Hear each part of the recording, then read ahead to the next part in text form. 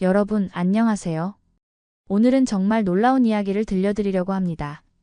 뉴욕타임스 영화평론가가 기생충 취재차 한국에 왔다가 겪은 충격적인 경험담입니다. 그녀는 단순히 봉준호 감독 한 명만 보러 왔는데 한국을 떠날 때는 완전히 다른 사람이 되어 있었죠. 도대체 한국에서 무슨 일이 벌어진 걸까요? K드라마와 K영화가 전 세계를 사로잡은 진짜 이유는 무엇일까요? 미국 평론가의 눈을 통해 본 한국 콘텐츠의 놀라운 진실을 지금부터 공개하겠습니다. 끝까지 시청하시면 여러분도 분명 깜짝 놀라실 겁니다. 그럼 시작하기 전에 구독과 좋아요, 그리고 알림 설정 꼭 부탁드릴게요. 2024년 어느 추운 겨울날, 뉴욕 맨해튼 한복판에 있는 뉴욕타임스 편집부는 발칵 뒤집혔습니다. 기생충이 21세기 최고의 영화 1위로 선정된 것입니다. 편집장은 즉시 영화 담당 칼럼니스트 에밀리 리브스를 불러들였죠.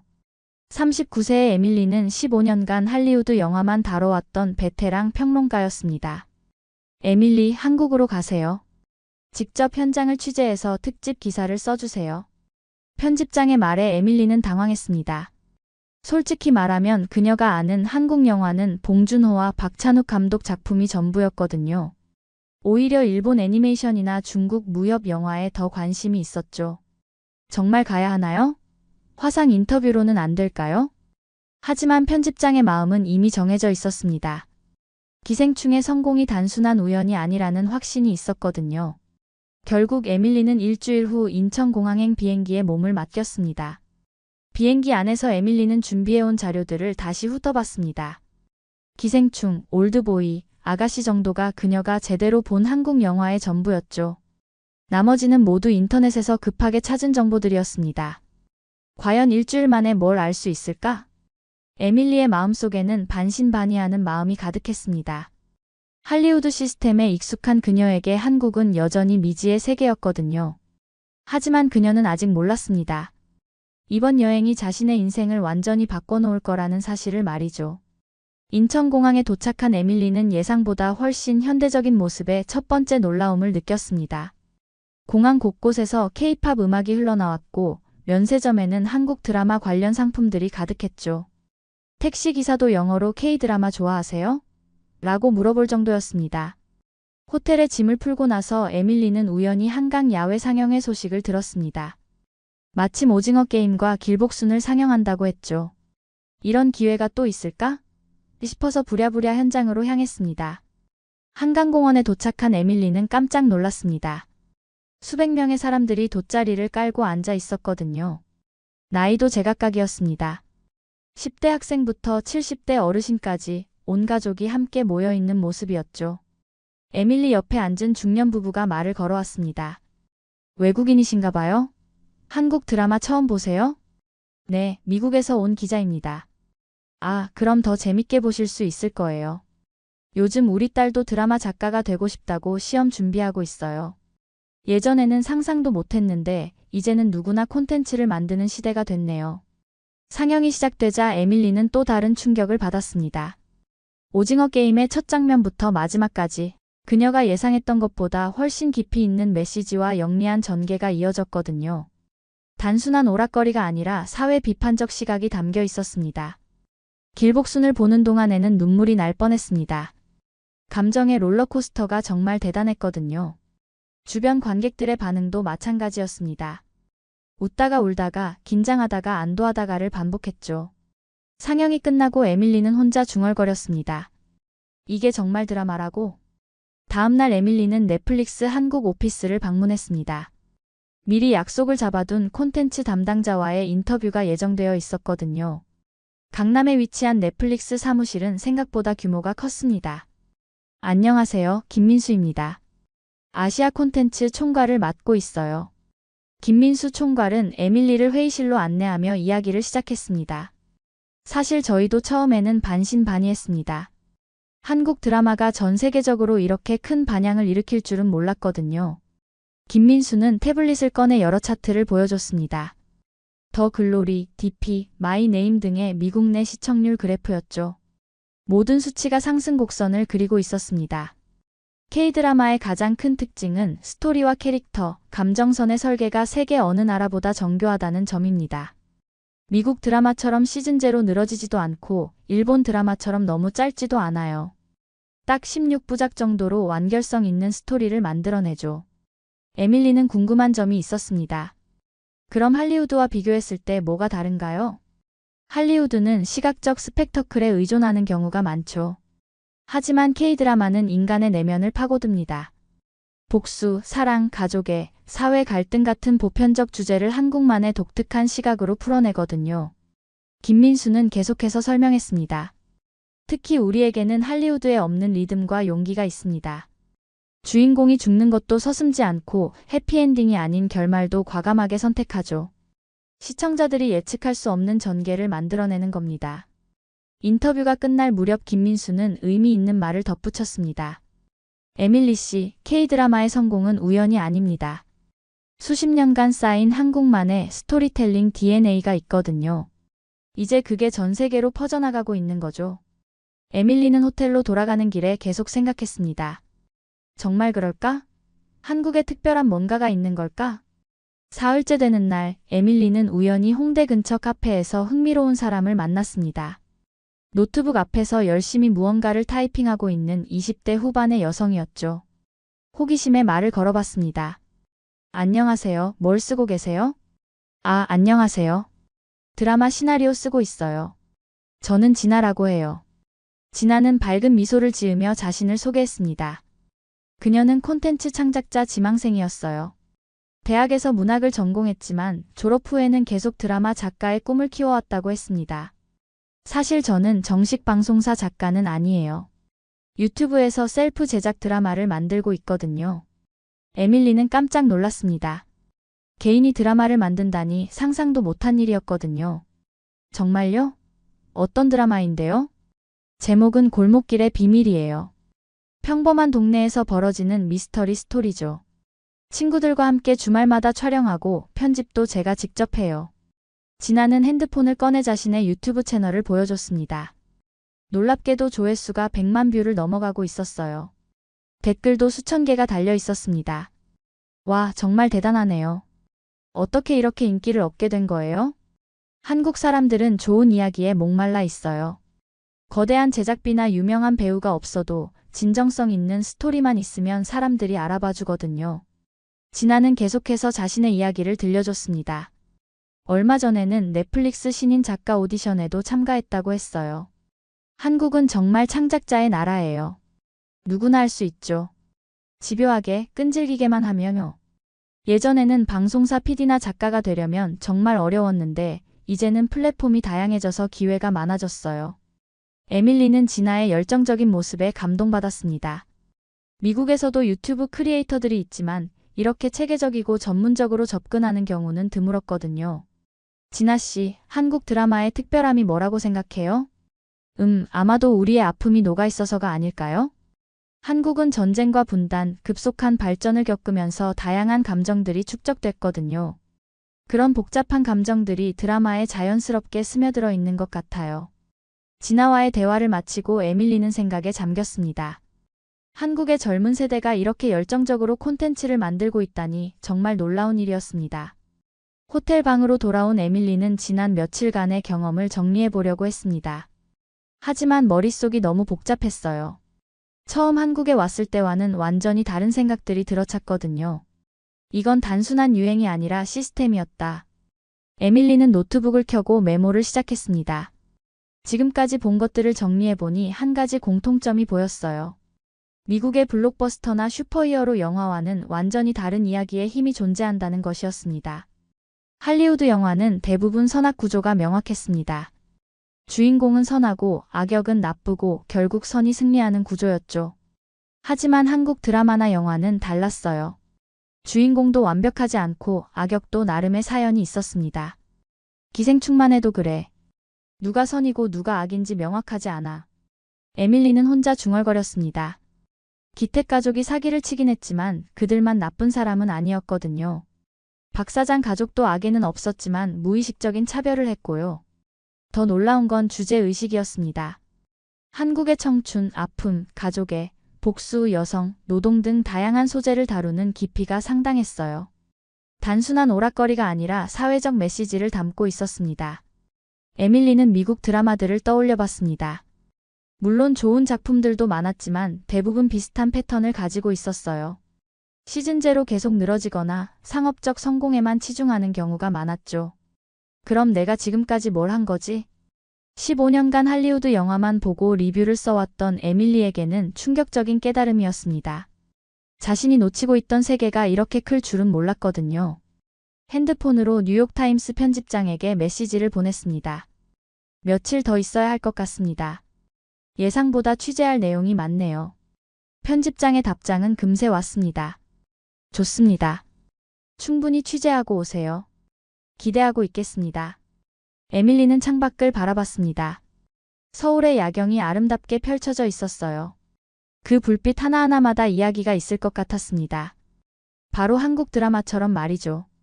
일주일째 되는 날 에밀리에게 뜻밖의 기회가 찾아왔습니다. 한국영화진흥위원회에서 열리는 세미나에 봉준호 감독이 참석한다는 소식을 들었거든요. 부랴부랴 참가 신청을 했고 다행히 자리가 있어서 참석할 수 있었습니다. 세미나 주제는 한국 영화의 세계화 전략이었어요. 에밀리는 가슴이 두근거렸습니다. 이 여행의 원래 목적이었던 봉준호 감독을 드디어 만날 수 있게 된 거죠. 봉준호 감독이 단상에 올라섰을 때 참석자들은 모두 뜨거운 박수를 보냈습니다. 그는 생각보다 소탈하고 친근한 모습이었어요. 안녕하세요, 여러분. 오늘 이 자리에 와주셔서 감사합니다. 봉준호 감독의 강연은 흥미진진했습니다. 기생충이 만들어지기까지의 과정, 그리고 한국 영화가 세계적으로 주목받게 된 배경을 차근차근 설명했거든요. 한국 영화의 힘은 무엇보다 질문하는 힘에 있다고 생각합니다. 우리는 사회의 모순을 그냥 넘어가지 않아요. 왜 이런 일이 벌어지는지, 정말 이게 옳은 건지 계속 질문하죠. 세미나가 끝난 후 에밀리는 용기를 내서 봉준호 감독에게 다가갔습니다. 안녕하세요, 감독님. 뉴욕타임스에서 온 에밀리 리브스라고 합니다. 혹시 짧은 인터뷰가 가능할까요? 봉준호 감독은 흔쾌히 응했습니다. 물론이죠. 어떤 걸 궁금해하세요? 감독님, 한국 영화가 이렇게 세계적인 관심을 받게 된 진짜 이유가 뭐라고 생각하시나요? 봉준호 감독은 잠깐 생각한 후 대답했습니다. 영화는 질문을 던지는 예술입니다. 답을 주는 게 아니라 질문을 던지는 거죠. 한국은 오래도록 질문을 눌러온 나라였습니다. 일제강점기, 한국전쟁, 군사독재를 거치면서 자유롭게 말하지 못했거든요. 이제 그 질문들이 터지고 있는 겁니다. 에밀리는 봉준호 감독의 말에 깊은 감명을 받았습니다. 단순히 영화 기법이나 연출 이야기가 아니라 역사와 사회, 그리고 인간에 대한 이야기였거든요. 그럼 앞으로 한국 영화는 어떻게 발전할 것 같으세요? 더 많은 질문들이 나올 겁니다. 젊은 감독들과 작가들이 우리가 던지지 못했던 질문들을 과감하게 던질 거예요. 그게 한국 영화의 미래라고 생각합니다. 인터뷰를 마치고 에밀리는 봉준호 감독과 악수를 나눴습니다. 그 순간 에밀리의 눈빛이 완전히 바뀌었어요.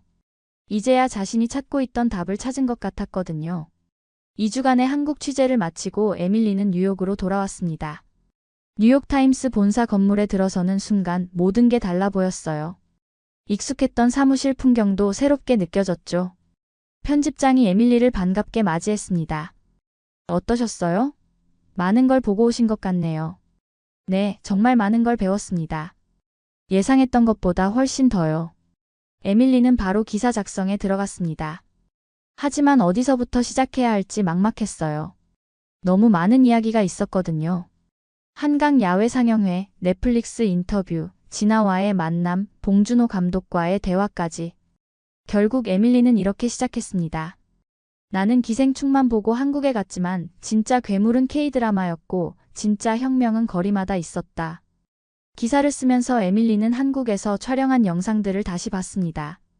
다양한 장르의 드라마 포스터들, 진지하게 드라마를 보는 관객들의 모습, 열정적으로 이야기하는 진아의 모습까지. 모든 게 생생하게 기억났어요. 한국의 콘텐츠는 단순한 오락이 아니었다.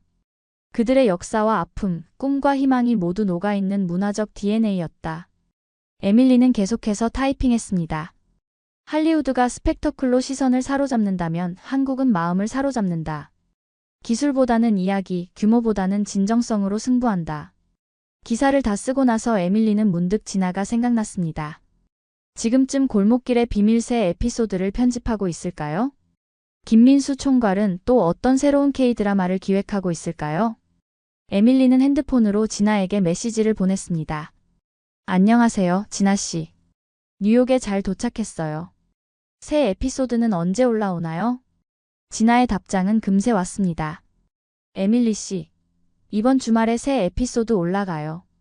에밀리 씨가 한국에 있을 때 촬영한 거예요. 꼭 봐주세요. 에밀리는 미소를 지었습니다.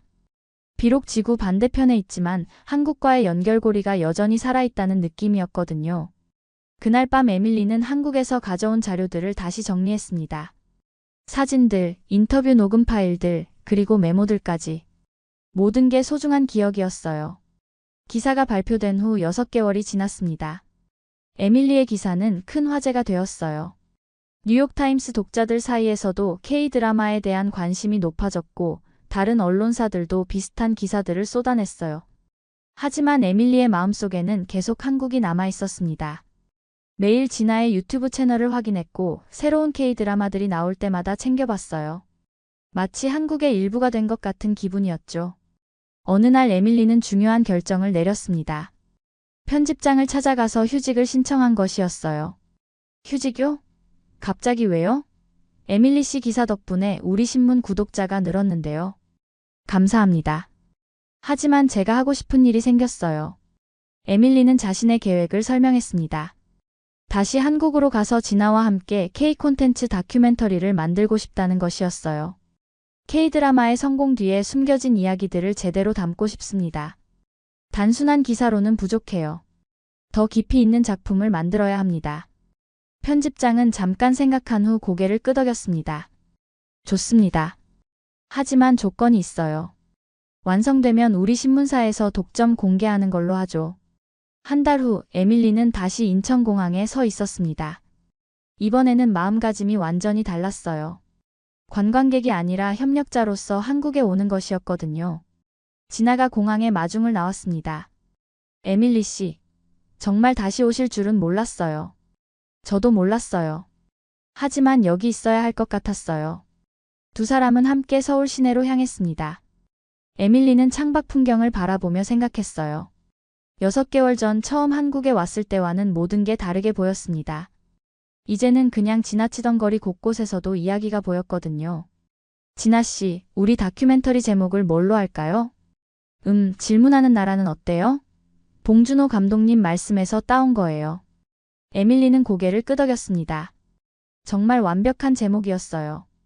그로부터 6개월간 에밀리와 진아는 한국 전역을 다니며 다큐멘터리를 촬영했습니다. 유명한 감독들부터 신인 작가들까지, 배우들부터 스태프들까지 다양한 사람들을 만났어요. 각자의 이야기가 모두 흥미진진했습니다. 부산국제영화제에서는 새로운 한국 영화들을 미리 볼 수 있었고, 드라마 촬영 현장에서는 스태프들의 열정을 직접 느낄 수 있었죠. 에밀리는 카메라 뒤에서 모든 순간을 기록했습니다. 어느 날 밤 편집실에서 작업을 하던 에밀리는 진아에게 말했습니다. 진아 씨, 저는 이제 한국 드라마의 팬이 아니라 가족이 된 것 같아요. 저도 에밀리 씨 덕분에 우리나라를 다시 보게 됐어요.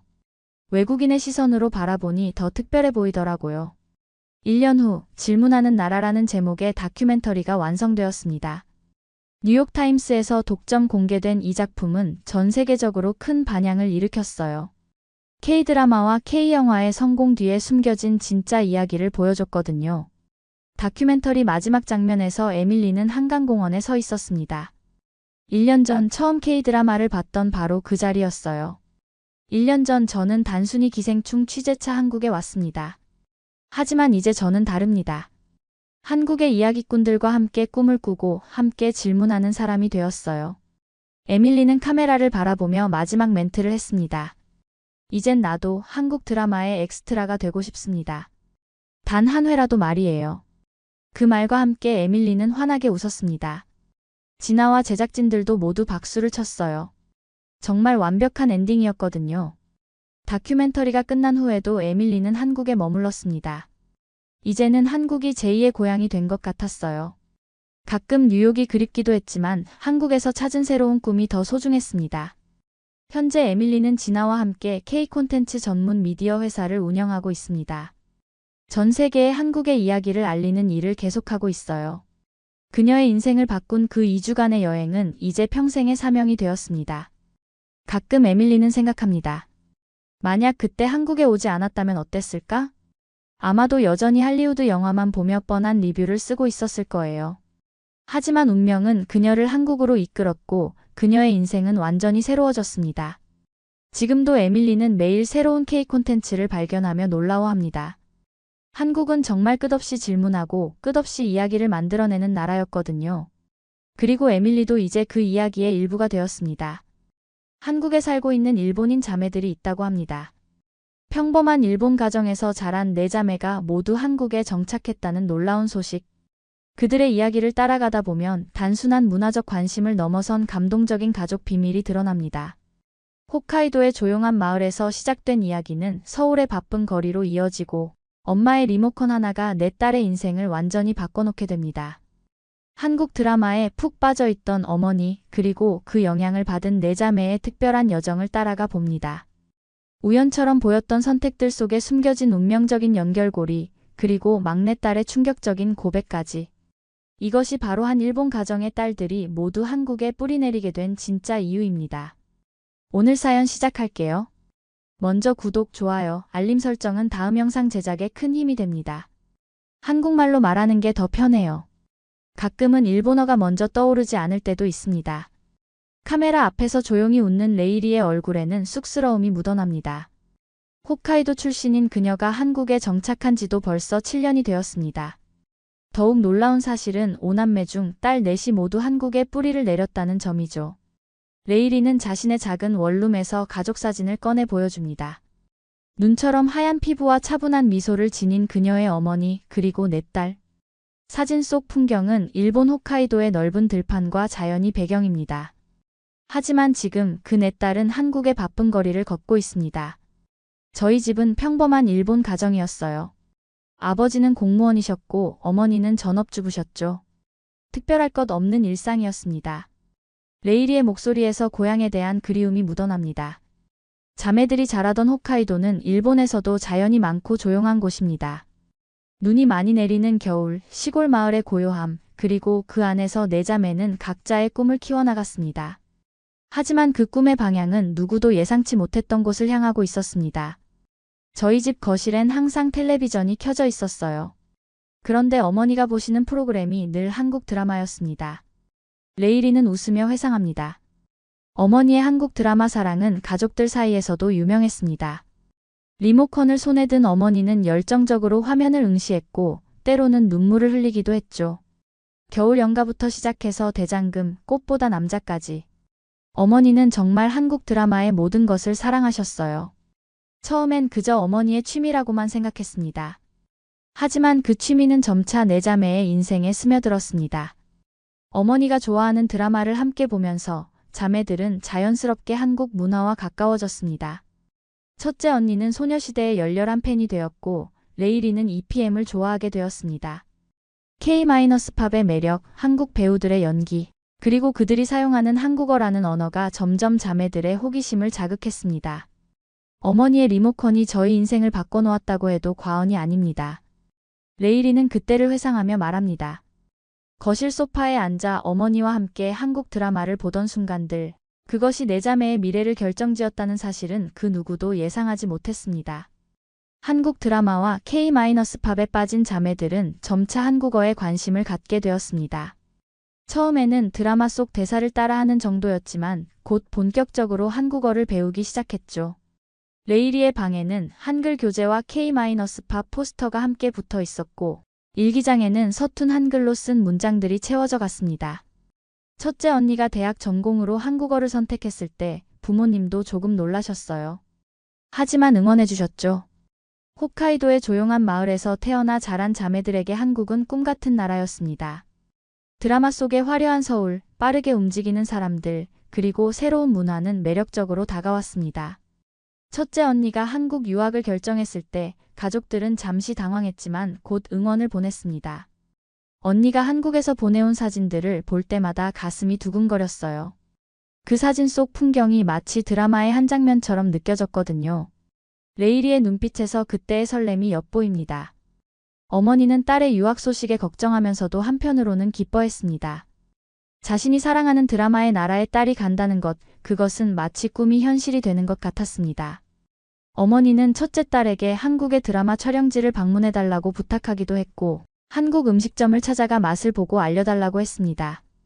첫째 언니가 한국에서 보내온 이야기들은 마치 동화 같았어요. 한국의 생활, 문화, 음식, 모든 것이 신기하고 매력적으로 느껴졌습니다. 그리고 그 이야기들은 나머지 세 자매의 마음을 서서히 움직이기 시작했습니다. 둘째 언니도 한국어를 배우기 시작했고, 셋째와 레일이도 자연스럽게 한국에 대한 관심이 깊어졌습니다. 가족 저녁 식사 시간에는 한국 음식에 대한 이야기, 한국 문화에 대한 대화가 오갔습니다.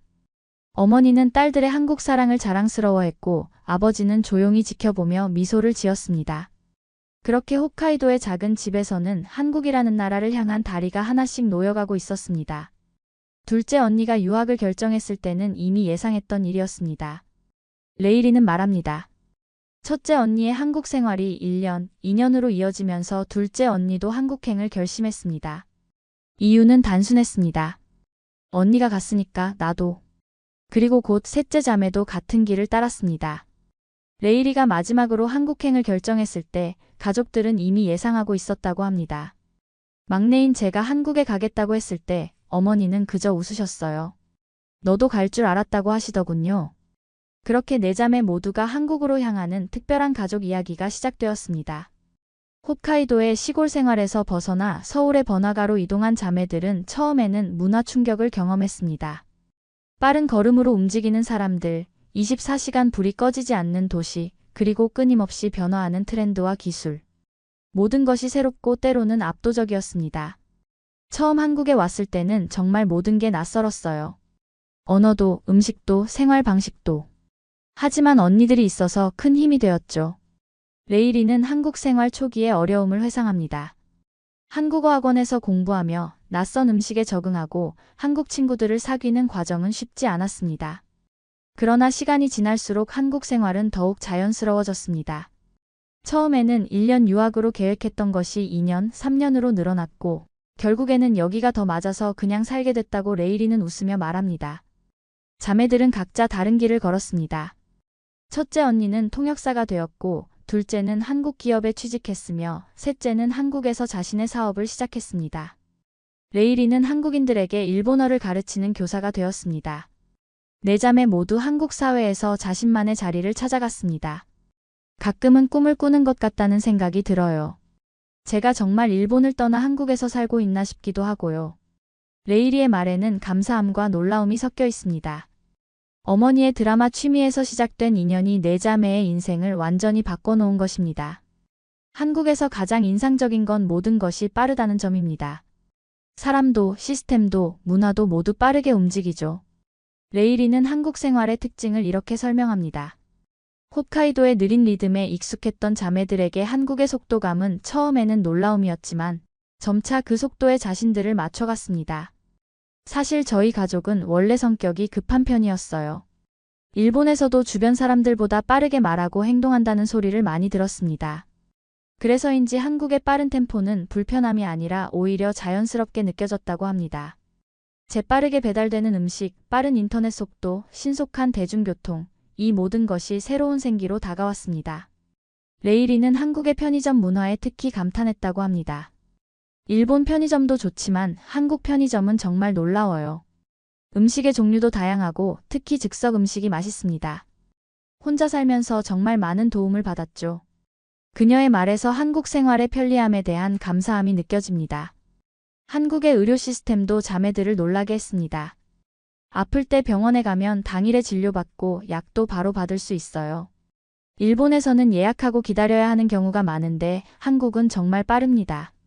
이런 편리함은 자매들이 한국 생활에 더욱 적응하는 데 도움이 되었습니다. 드라마 속에서만 보던 한국의 모습은 실제 생활 속에서 조금씩 다른 얼굴을 보여주었습니다.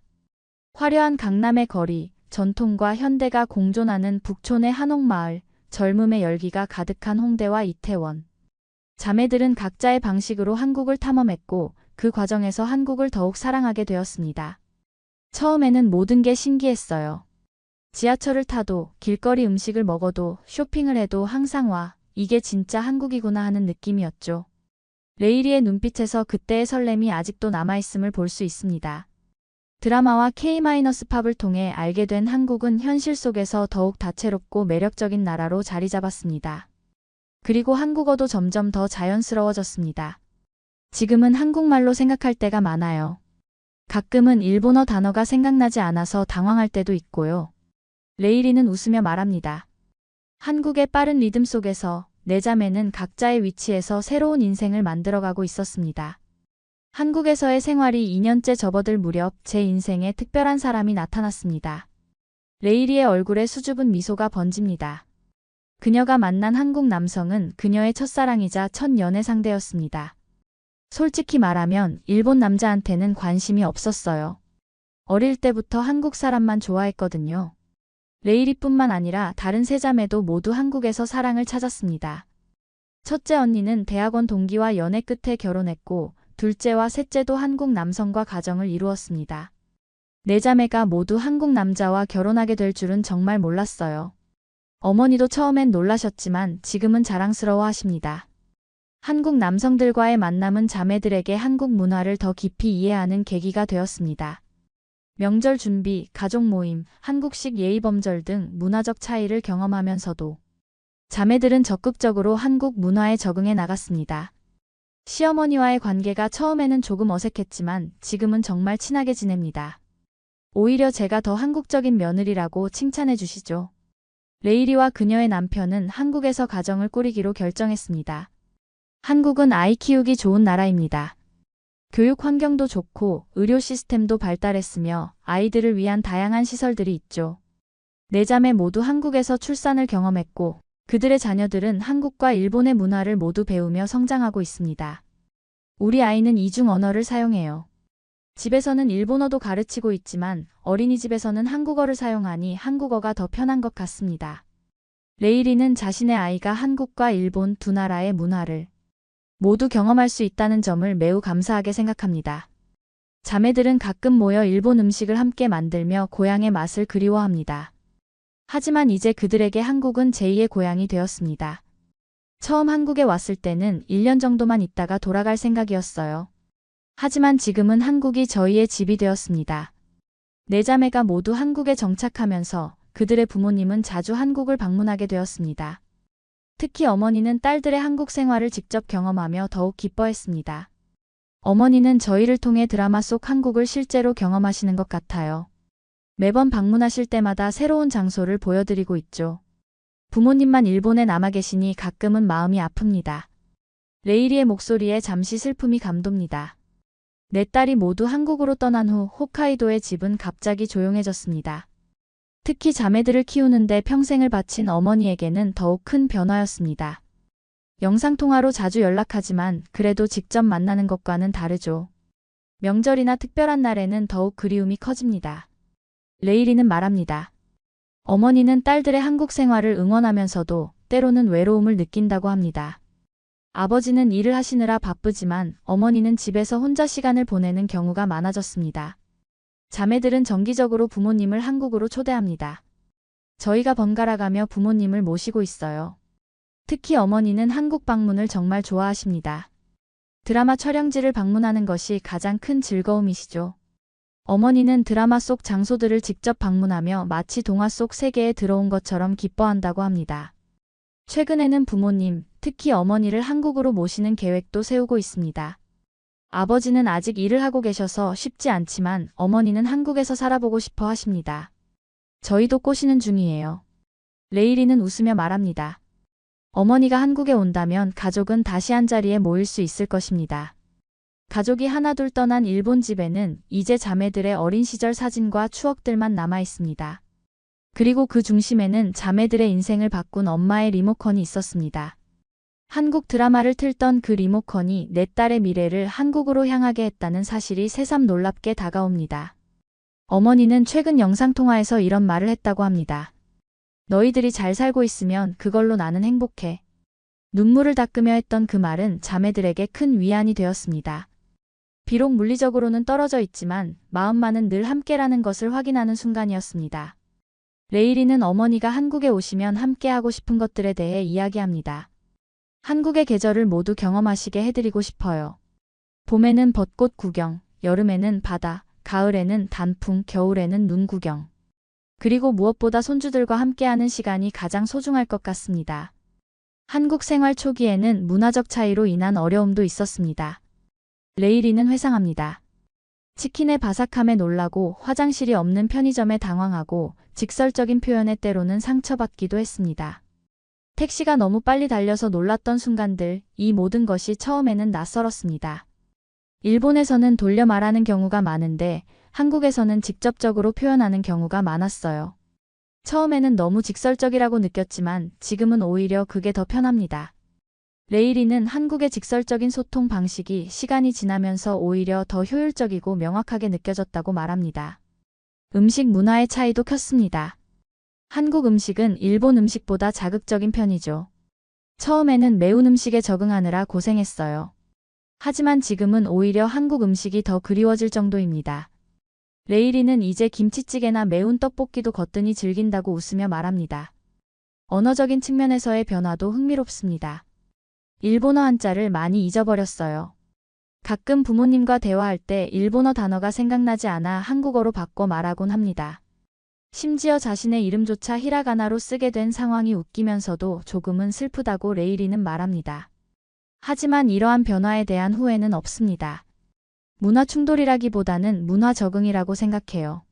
서로 다른 문화를 경험하면서 시야가 넓어지고 생각도 더 유연해진 것 같습니다. 레이리는 한국과 일본 두 나라의 문화를 모두 경험한 것이 자신의 삶을 더욱 풍요롭게 만들었다고 생각합니다. 한국 생활이 길어지면서 한국의 예절과 관습도 자연스럽게 몸에 배었습니다. 어른에게 두 손으로 물건을 드리고 식사 자리에서의 예절, 명절 때의 세시 풍속까지 이제는 마치 태어날 때부터 한국 사람이었던 것처럼 자연스럽게 행동하게 되었습니다. 한국 생활이 길어지면서 일본으로 돌아갔을 때 오히려 적응이 어려웠던 적도 있어요. 일본의 느린 템포가 답답하게 느껴지기도 했고 돌려 말하는 방식이 불편하게 느껴지기도 했습니다. 레이리의 말에서 그녀가 얼마나 한국 문화에 동화되었는지를 느낄 수 있습니다.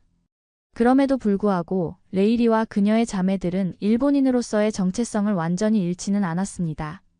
그들은 두 문화 사이에서 가장 좋은 부분을 취하며 살아가고 있습니다. 한국의 열정과 속도감, 일본의 섬세함과 정확성, 이 두 가지를 모두 가질 수 있어서 오히려 행운이라고 생각해요. 결국 저희 네 자매가 모두 한국에 살게 된 이유는 무엇일까요? 레이리는 잠시 생각에 잠깁니다. 한국은 저희가 꿈꾸던 도시였고 삶의 속도였고 기회였습니다. 그리고 그 중심에는 언제나 어머니가 좋아하던 드라마가 있었죠. 레이리는 잠시 망설이다가 지금까지 말하지 않았던 가족의 비밀을 털어놓습니다. 사실, 어머니는 한국인입니다. 이 고백은 인터뷰 중 가장 놀라운 순간입니다. 어머니는 젊은 시절 일본으로 건너가 레이리의 아버지를 만났고 결혼 후 완전히 일본에 동화되어 살았습니다.